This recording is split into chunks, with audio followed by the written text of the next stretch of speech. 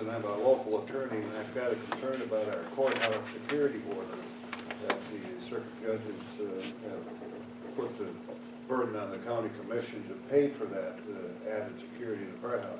I have no problem with more security. I think that's a benefit to everybody that goes to court. But the problem is, it falls back on the county to pay for that, and the estimate we're getting is about $250,000 to provide that security. It seems to me that's a public issue for the whole state, and it should be a state-funded project that pays for that. And I was wondering if there's any discussion that you've heard of moving that onto the legislative calendar for this year and somehow find a funding source to pay for it for the whole state and not just here at Brown County. Thank you for the question. You always get the honesty from your Attorney General. That's going to be a likely issue with the Chief Justice's budget and judiciary, and I don't know what position he's taken on that. I recognize, though, there's the tension, and I think it's fair to call it tension. You know, when you look in law enforcement with the sheriffs and the chiefs and the Attorney General and the state's attorneys, you don't see the tension. I mean, there hasn't been a time I've called a sheriff or a state's attorney, or likewise they call me, where we don't come together and help each other. But at the end of the day, there's always a tension when it comes to the money side of it. And I want to give you an example of that. I, as Attorney General, believe it or not, can cross-deputize somebody under law to arrest somebody and shoot somebody. But I can't pay him for that. Let me give you an example. When John Koenig, the trooper, was in Kimball and he was shot, we needed all hands on deck. I mean, we weren't worried about money, who's paying what, but when an officer comes from Mitchell, you know, their jurisdiction, a city police officer stops at the city.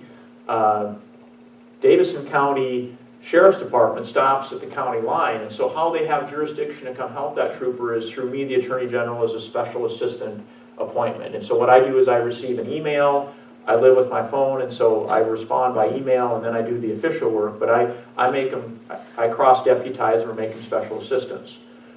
At the end of the day, I authorize them as special assistants to obviously make an arrest if they needed to, and if they needed to help a fellow officer or themselves to shoot somebody. But I couldn't pay them a dime. And I brought this up with the legislature. I said, there's a problem with the system. There's no chief or sheriff or state's attorney that would ever turn the Attorney General down on a request like that. There just isn't.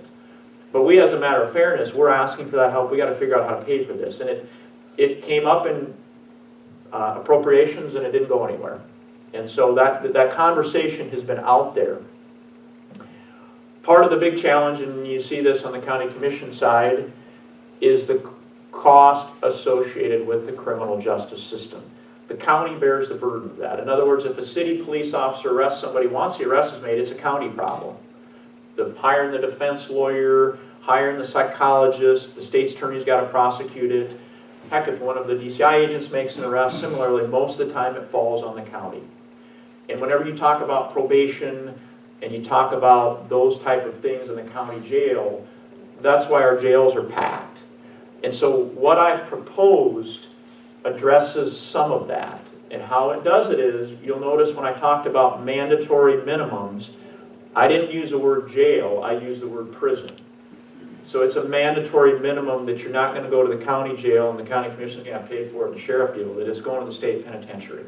So it does twofold. It's that deterrent value and requires them to debrief and help us and all that. But if they don't do those things, then they go to the state penitentiary. So there is a level of a cost shifting happening with these proposals. It doesn't address what you talk about on the jail security. That would be a chief justice and a judiciary issue. You know, and I don't know what more I could tell you on that. I do know that security is expensive.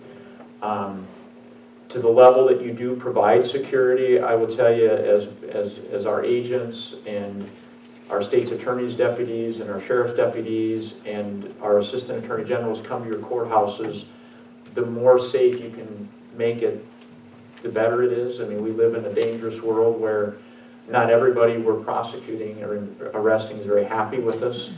And we've seen those instances in South Dakota where we've had law enforcement officers killed. We've had judges shot. And so there is a safety level, but I recognize there's a cost issue with it too.